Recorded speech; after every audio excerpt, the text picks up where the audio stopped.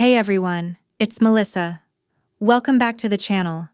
I'm about to tell you how my own sister used our dying parents to try and steal my home, my inheritance, and my entire life. She almost won, but she never counted on me finding the one secret that would unravel everything. It's a story about greed, betrayal, and the painful truth that sometimes the monster you're fighting is the one who shares your blood. Where are you watching from today? Let me know in the comments below. And if you're ready for a story that will make your blood boil, make sure you hit that subscribe button and settle in, because this one is a storm. The Christmas lights on the old spruce tree in the front yard flickered, casting dancing shadows across the living room window. Inside, the house smelled of roasted turkey, cinnamon, and pine. The holy trinity of holiday scents that had defined every Christmas of my 29 years. But this year, the familiar aroma was tinged with something else, something cloying and artificial, like cheap perfume trying to mask a deeper rot. It was the scent of my sister, Emily. She'd been here for less than an hour, and already, the house felt like it was suffocating. We were all seated around the dining table, the same heavy oak table where Dad had taught me to do my taxes, and Mom had helped me glue together a disastrous school project.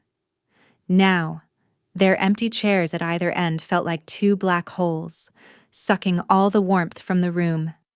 It had been 6 months since Mom passed, and just over a year since Dad went. The grief was still a raw, open wound, and this first Christmas without them was a trial by fire. My Aunt Carol, my mom's sister, was trying to fill the silence with cheerful chatter about her new grandson. My Uncle Ben was nursing a glass of whiskey, his eyes distant. A few cousins were scattered around, looking uncomfortable, picking at their food. And then there was Emily. She sat opposite me, a picture of perfect, manufactured grief. She wore a black cashmere sweater that probably cost more than my monthly mortgage payment. Her blonde hair was impeccably styled, and her makeup was flawless. She looked like she'd stepped out of a magazine, not a house of mourning. She'd dab at her eyes with a silk handkerchief every so often, but they were always dry. It was a performance, and I was her unwilling audience. Emily had been gone for 5 years. She'd flown the coop shortly after our parents' health began its steep decline, chasing after some married executive in another state. Her own marriage had imploded spectacularly when her husband discovered the affair, and after a messy divorce, she'd vanished from our lives, save for the occasional, perfunctory phone call. I was the one who stayed.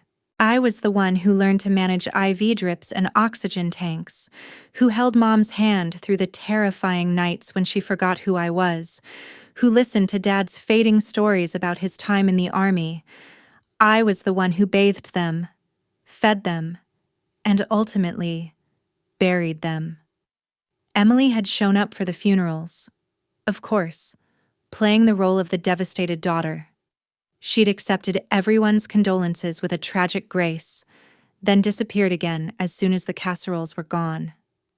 I hadn't heard a word from her in months, until she called 2 days ago to announce she was coming for Christmas. Part of me, a small foolish part, had hoped it was an olive branch, a chance to reconnect, to grieve together. But the moment she walked in, I knew better.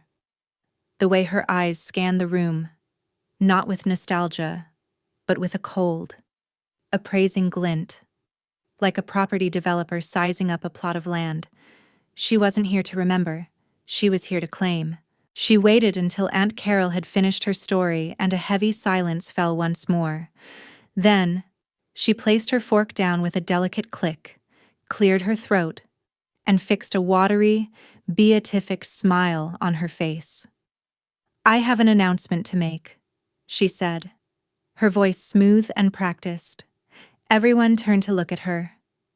"As you all know, this past year has been incredibly difficult." She paused, pressing the handkerchief to the corner of her eye. Losing mom and dad has left a hole in my heart that I don't think will ever heal, and being so far away, it's been a torment. I felt a hot spike of anger in my chest, but I bit my tongue, the metallic taste of blood filling my mouth. I remembered the nights I'd called her, sobbing with exhaustion, begging for help, only to be met with a sighed. "I'm just so busy. Mel, you're so much better at this stuff anyway." "So," she continued, her voice gaining strength, "I've made a decision. I'm moving back. I'm moving here." The air in the room thickened. Uncle Ben choked on his whiskey. "I'm moving into this house," Emily clarified, her gaze sweeping over all of us before finally landing on me. Her smile was wide, but it didn't reach her eyes. Those eyes were like chips of ice. "It's the least I can do to honor their memory, to be here, in the home they built. And, well, Melissa shouldn't have to bear the burden of this big place all by herself." The word burden hung in the air. A deliberate, poisoned dart aimed right at me. This house wasn't a burden. It was my sanctuary. It was the only thing I had left of them. Aunt Carol, ever the peacemaker, clasped her hands together. "Oh, Emily, that's wonderful. Isn't it, Melissa? You two girls, together again in your family home. Your parents would be so happy." All eyes turned to me, waiting. I felt trapped, a spotlight burning my skin. In their minds, she was the prodigal daughter returning, seeking solace in the family nest. How could I say no? How could I explain the years of neglect, the bitter resentment that was coiling in my gut like a snake? How could I tell them that her grief was a lie, and that her eyes held the predatory gleam of a wolf? Saying no would make me look petty, cruel, the ungrateful sister who wouldn't even share her home with her grieving sibling. I was cornered, so I did the only thing I could. I nodded, forcing a smile that felt like broken glass on my lips. "Of course," I said, my voice sounding hollow and distant to my own ears. "Welcome home, Emily." Her smile widened, a triumphant razor-sharp curve, and in that moment, as my family murmured their approval, I knew I hadn't just welcomed my sister back. I had just invited the devil over my threshold, and he was planning on staying. Emily moved in the day after New Year's, not with a few suitcases, but with a full-sized moving truck. It was my first clue that her definition of staying was far more permanent than I had imagined. I stood on the porch, a mug of coffee growing cold in my hands, and watched as two burly men unloaded box after box of expensive furniture. Designer clothes, and kitchen gadgets I'd only ever seen on cooking shows. My parents' home, a place of comfortable, lived-in clutter and decades of memories, was about to be invaded. "Don't you think you're bringing a little much?" I asked, trying to keep my tone light. She waved a dismissive hand, directing the movers towards the master bedroom, our parents' bedroom. "Oh, please, Melissa, this is just the essentials. Most of my things are still in storage. We're going to have to do a major clear-out if we're going to make this place livable." "We." The word hung in the air, a declaration of co-ownership that I had never agreed to. The first week was a masterclass in psychological warfare. Emily didn't scream or yell. She was far too clever for that. Her methods were subtle, a death by 1,000 paper cuts. She started with the kitchen. One morning, I came downstairs to find all of Mom's chipped, beloved ceramic mugs packed away in a box labeled "Donate." In their place were sleek, minimalist white cups. They were just so dated. "Mel," she said with a sympathetic smile, "time for a fresh start, don't you think?" A fresh start felt like an erasure. Next, she rearranged the living room. The comfortable, slightly sagging armchair where Dad used to sit and read the paper was moved to the darkest corner of the room. replaced by a stiff, modern sofa that looked beautiful, but felt like sitting on a block of concrete. "It just opens up the space so much more," she declared. The space she was opening up felt less and less like mine. She spoke of our parents constantly, but her memories seemed to be from a different reality. "Do you remember how Mom always said she hated this wallpaper?" she'd ask in front of our cousins, gesturing to the familiar floral print in the hallway. I knew for a fact Mom had picked it out herself and loved it. "Dad always wanted to knock down this wall and create an open-plan living area," she'd say to Uncle Ben over the phone. Dad, who cherished his quiet study more than anything, would have hated that. She was rewriting our history, recasting herself as the one who truly understood our parents' wishes, and painting me as the stagnant daughter, clinging to an old version of the house that even they had wanted to change. The gaslighting was relentless and effective. I started to question my own memories. Was I remembering it wrong? Had I been so consumed by their illness that I'd missed these conversations? The real battle, however, began over the bills. I had been paying the mortgage, the utilities, the property taxes, everything, out of my modest salary as a librarian and the small life insurance policy they'd left me. I had assumed Emily, with her expensive clothes and talk of a high-flying career, would contribute. I was wrong. "You know, I'm in a bit of a transitional phase right now." She'd sigh dramatically whenever I brought it up. "And besides," she added one evening, her tone laced with a chilling sense of entitlement, "I think it's only fair that you cover the expenses. Think of it as back pay." I stared at her, dumbfounded. Back pay for what? "For the years I was their primary caregiver." "Of course," she said, without a hint of irony. My mind reeled. She was talking about a 6-month period nearly a decade ago, before my parents were even seriously ill, when she'd moved back home for a short while after her first breakup. She'd complained constantly and left the second a better opportunity came along. "Emily, I took care of them for 5 years," I said, my voice trembling with rage. "I was here." She looked at me with a pitying expression, the kind you'd give a confused child. "Oh, sweetie, I know you were here," she said, her voice dripping with condescension. "But you have to understand, the emotional toll of that first period, it was immense. I laid the groundwork. It's about the quality of care, not the quantity." That was when I finally understood. In her twisted narrative, she was the martyr, and I was just the help. She believed she was owed this house, this life, as compensation for a sacrifice she never made. The house became a pressure cooker. My friends stopped coming over, uncomfortable with Emily's passive-aggressive comments and her habit of acting like the lady of the manor.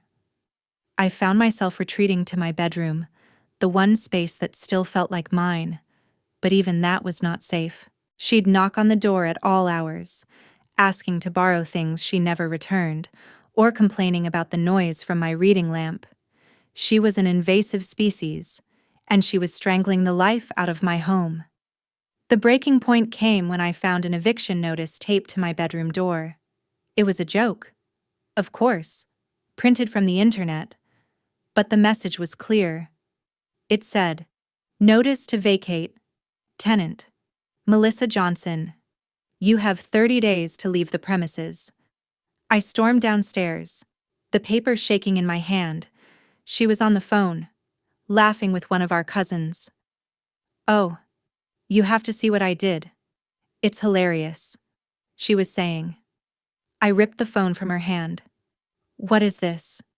"Emily," I screamed, my voice raw. "What in God's name is this?" She looked at me, her smile vanishing, replaced by a look of pure, unadulterated venom. "That," she said, her voice dropping to a deadly whisper, "is a preview of coming attractions. This is my house now, and there isn't room for both of us. The fake eviction notice was a declaration of war. I tore it to shreds, but the pieces still seemed to haunt the house, a confetti of Emily's malice. I knew I couldn't live like this anymore. The time for subtle hints and polite requests was over. I called a family meeting. I thought, foolishly, that if our aunts, uncles, and cousins heard my side of the story, if I laid out the facts of Emily's neglect and my years of sacrifice, they would see the truth. I thought blood would be thicker than deceit. I was wrong. I set the stage carefully, brewing a large pot of coffee and arranging Mom's old china cups on the dining table, the same table where this nightmare had begun. I needed the familiar talismans of our shared past to ground me. Emily, of course, was delighted. A meeting meant an audience, and she thrived on an audience. They all filed in that Sunday afternoon, their faces a mixture of concern and morbid curiosity. Aunt Carol, Uncle Ben, my cousins Mark and Sarah, they sat around the table, and I began to speak. I told them everything. I spoke of the lonely nights, the endless doctor's appointments, the financial strain. I told them about Emily's 5 years of silence, about the phone calls she never returned, about the way she treated our parents' home like a hotel she was owed a permanent stay in. My voice cracked with the weight of unshed tears, but I pushed on, determined to make them understand.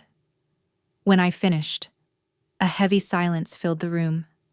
I looked around at their faces, searching for a flicker of empathy, of understanding. I found none. Then, Emily began to speak. Her performance was breathtaking. Tears, real this time, streamed down her perfectly made-up face. She spoke of her unbearable guilt at being so far away, a guilt she claimed had eaten her alive. She twisted my words, reframing my exhaustion as incompetence, my grief as instability. I came back to help, she sobbed, clutching Aunt Carol's hand. I knew Melissa was struggling to cope. The house is falling into disrepair. The finances are a mess. I was just trying to bring some order, to create the home Mom and Dad would have wanted. She then delivered the masterstroke. She told them she had been our parents' confidant, that they had shared their deepest worries with her on their rare phone calls. They were worried about Melissa, Emily said, her voice a pained whisper. They knew she wouldn't be able to manage on her own. They made me promise I would step in, that I would take care of things if anything happened to them. It was a lie, a monstrous, beautiful lie, and they drank it down like gospel. I saw the tide turn in their eyes. They looked at me now, not with pity, but with judgment. I was the difficult one, the ungrateful one, clinging to the past while my capable, worldly sister was trying to save the family legacy. Melissa, honey, Aunt Carol said, her voice full of patronizing sympathy. Your sister is only trying to help. Maybe it would be for the best if you let her take the lead for a while. That's when the lawyer walked in. I hadn't even seen him arrive. He was a slick man in a sharp suit, with a briefcase that he clicked open on the table. Emily had arranged this. This wasn't a family meeting. It was an ambush. My name is Mr. Davies, he said, his voice smooth and devoid of emotion. I was the legal counsel for Mr. and Mrs. Johnson in their final months. I am here to execute their final will and testament. My blood ran cold. The original will, drafted years ago, had been simple. Everything was to be split 50-50 between me and Emily. As some of you know, Mr. Davies continued, Mr. and Mrs. Johnson decided to update their will approximately 2 months before Mrs. Johnson's passing. He slid a document across the table. I saw my parents' signatures at the bottom. They were shaky, spidery, almost illegible. They looked like the scrawls of sick, dying people. Not the firm, confident signatures I knew so well. He began to read. The legal jargon washed over me, a meaningless drone, until he reached the crucial part. And to my daughter, Melissa Johnson, for her years of service, I bequeath the sum of $25,000. A gasp went through the room. $25,000. It was an insult. A tip. The remainder of the estate, the lawyer read, his voice unwavering. Including the property at 128 Oak Street and all its contents, and all financial assets, I bequeath in its entirety to my beloved daughter, Emily Johnson. The world tilted on its axis. I stared at Emily. She met my gaze, and for a fleeting second, the mask of the grieving daughter slipped. I saw what lay beneath. Cold, hard, reptilian triumph. She had done it. She had somehow convinced our dying, confused parents to sign away my entire life. The room erupted in murmurs of support for Emily. It's what they wanted. They knew you'd be the responsible one. Melissa will be fine. She's resourceful. I was no longer a person. I was a problem that had been solved. I felt utterly, completely alone. I stood up from the table, my chair scraping harshly against the wood floor. No one met my eyes. I walked out of the house, my house, and didn't look back. I got in my car and just drove, with no destination in mind. As the sun set, I found myself parked on a hill overlooking the town. I could see the lights of my street, the light in the window of my home, a home that was no longer mine. All I had left was a pittance and the crushing weight of a betrayal so profound it felt like a physical death. My family had cast me out, and my sister, my own flesh and blood, had just buried me alive. For 2 weeks, I lived in a fog of despair, staying on a friend's sofa and cycling through the 5 stages of grief at an alarming rate. The $25,000 felt like blood money, and I refused to touch it. My life had been reduced to a single, burning question. How? How had she done it? My parents, even in their sickness, were not foolish people. My father, a proud veteran, was stubborn and sharp. My mother was gentle but had a will of iron. They would never have willingly disinherited me, not unless their minds weren't their own.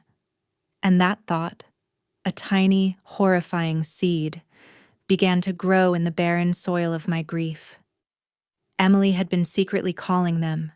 She must have planted the seeds then, drip-feeding them poison about me, about my supposed incompetence, all while I was in the next room changing their bed sheets.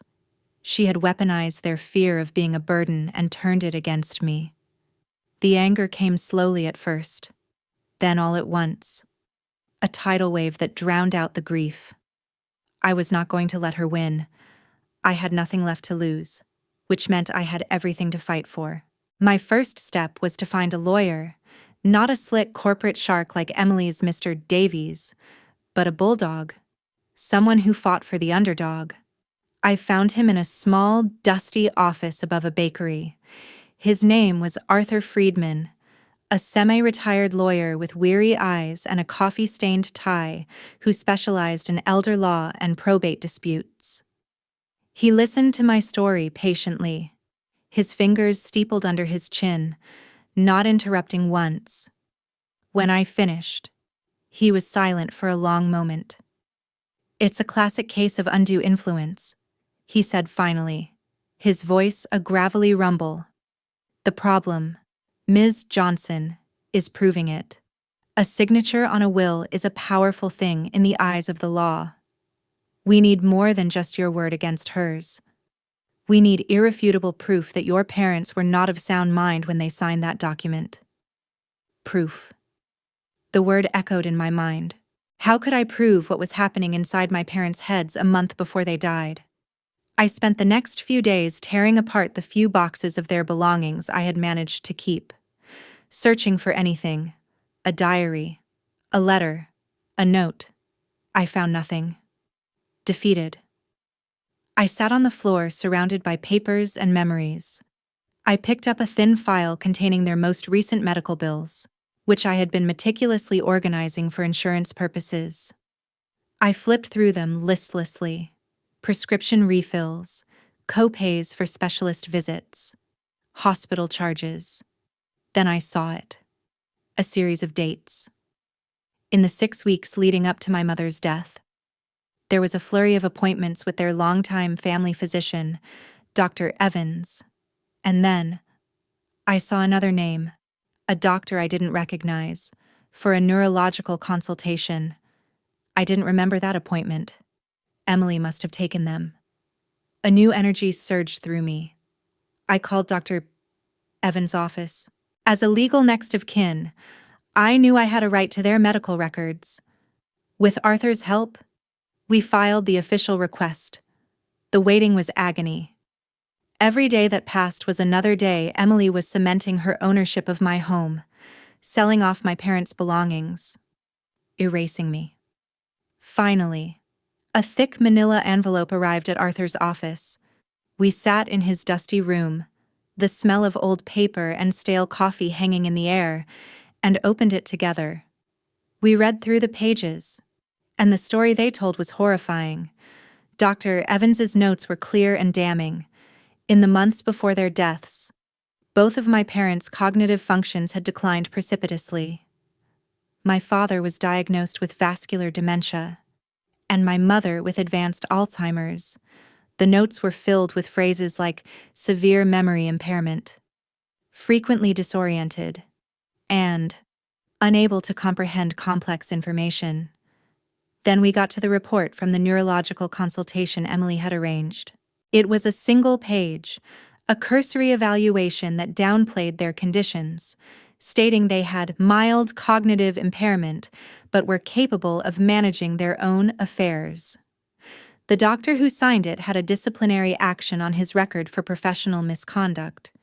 Emily hadn't just influenced them, she had conspired to create a fraudulent medical record to support her claim. But the final, irrefutable piece of evidence, the nail in her coffin, was Dr. Evans' note from a visit dated 2 days after the new will was signed. My mother had been particularly lucid that day, a brief moment of clarity in the fog. She had told Dr. Evans she was worried. She said a man in a suit came to the house with Emily. Arthur read aloud, his voice grim. She said Emily held her hand to help her sign some papers, and that she didn't understand what they were, but that Emily told her they would make sure Melissa was taken care of. She was crying. She said she was afraid she had done something wrong. I closed my eyes, a single, hot tear tracing a path through the dust on my cheek. It wasn't triumph I felt. It was a profound, soul-crushing sadness. My mother had known, somewhere deep down, that she'd been betrayed, and my sister had used her love for me as the very weapon to hurt me. We had her. We had the proof. The war was not over, but I had just found the bomb that would win it. The confrontation didn't happen in a dramatic courtroom showdown like in the movies. It was far quieter, and infinitely more brutal. We were in a sterile conference room at a mediation office, a neutral ground chosen by the court. The air was thick with unspoken hostility. I sat on one side of a long, polished table with Arthur Friedman. On the other side sat Emily and her lawyer, Mr. Davies. Emily looked radiant, confident, dressed in a sharp navy blue suit.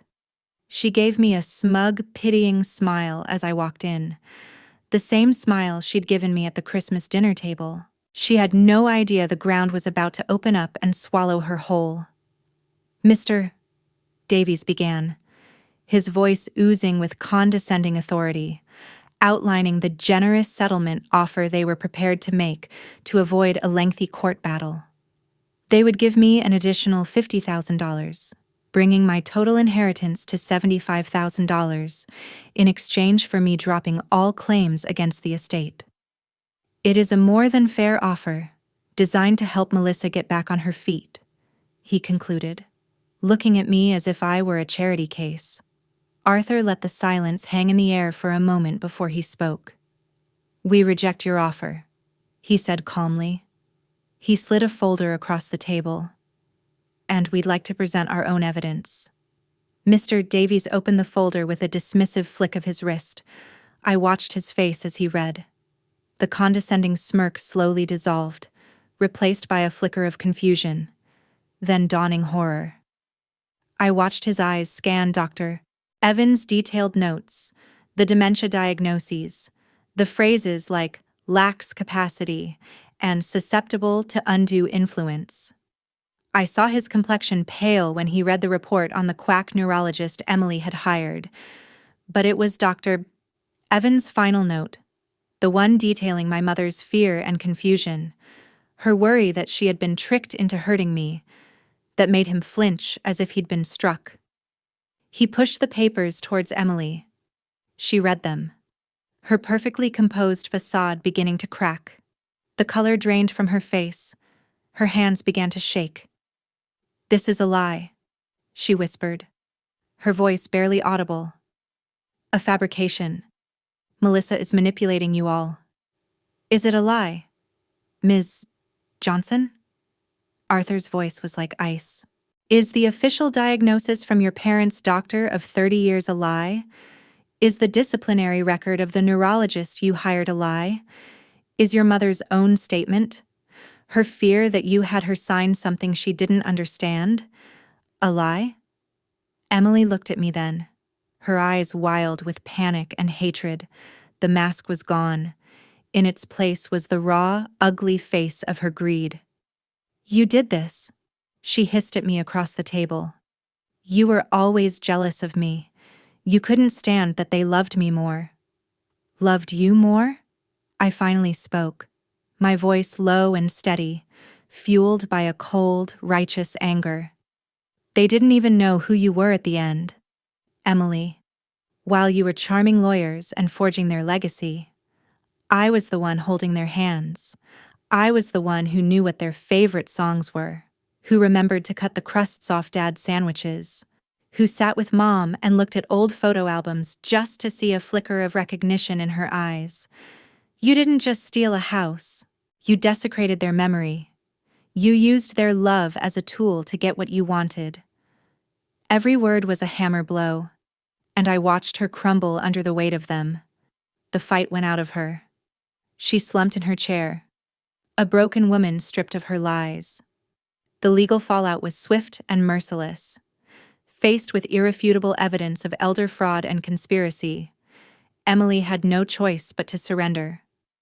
The fraudulent will was thrown out. The original will, splitting the estate equally, was reinstated. But it didn't stop there. Arthur, true to his bulldog nature, filed a civil lawsuit against her on my behalf for emotional distress and legal fees. The district attorney's office, alerted to the case, opened its own criminal investigation into elder fraud. Emily lost everything: the house, the money, her reputation. The family that had so eagerly sided with her now treated her like a pariah, shamed by their own gullibility. Justice had been served. I walked back into my house a week later. It felt different. Emily's presence lingered like a phantom limb, her expensive furniture and cold decorations a reminder of the battle that had been fought within these walls. I spent the first weekend purging the house of her, boxing up her things and leaving them on the curb. I moved Dad's armchair back to its rightful place by the window. I unpacked Mom's chipped ceramic mugs and lined them up on the kitchen counter.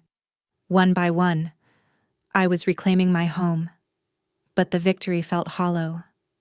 One evening, I was looking through an old photo album and found a picture of me and Emily as children, sitting under the same Christmas tree that stood in the living room. We were maybe 5 and 7 years old, our arms around each other, beaming with innocent, uncomplicated love. A deep, aching sadness washed over me. I had won back my house, my inheritance, my life. But in the process, I had lost my sister forever. The bond between us wasn't just broken, it had been incinerated, leaving behind nothing but the ashes of what might have been. The house was finally quiet, but the silence was a painful reminder of everything I had lost to get it back. The legal battles are over now. The noise has faded. Emily took a plea deal that kept her out of jail, but her life is in ruins. I hear from my aunt sometimes that she's moved to another state, working some menial job, a ghost of the glamorous woman she pretended to be. I should feel triumphant, but I don't. I feel quiet. The house is mine, truly mine now. Every creak of the floorboards, every slant of light through the windows, is a testament to my fight for it. I've slowly been refilling it with my own life, my own memories, trying to paper over the cracks her betrayal left behind. But some nights, when the house is still and the world outside is dark, I'll sit in my father's armchair and think of her. I don't think of the monster she became, but the sister she was, the little girl in the photograph with her arms slung around my shoulder. And I grieve for her, as surely as I grieve for my parents. Greed is a poison. It doesn't just corrupt, it devours. It devoured my sister, and it almost devoured me. I learned that justice, when it finally comes, doesn't always feel like a celebration. Sometimes, it feels like a scar, a permanent reminder of the wound you survived. This house is no longer just wood and nails to me. It's a monument to the fact that I survived. I fought the wolf at my door, even when she wore my sister's face, and I won. But the cost was a part of my own history, a part of my own heart that I will never get back. I'm curious to hear your thoughts. Have you ever had to stand up to a family member to do what was right? How do you learn to heal and move on from such a deep betrayal? Let me know your stories in the comments. Your strength always inspires me.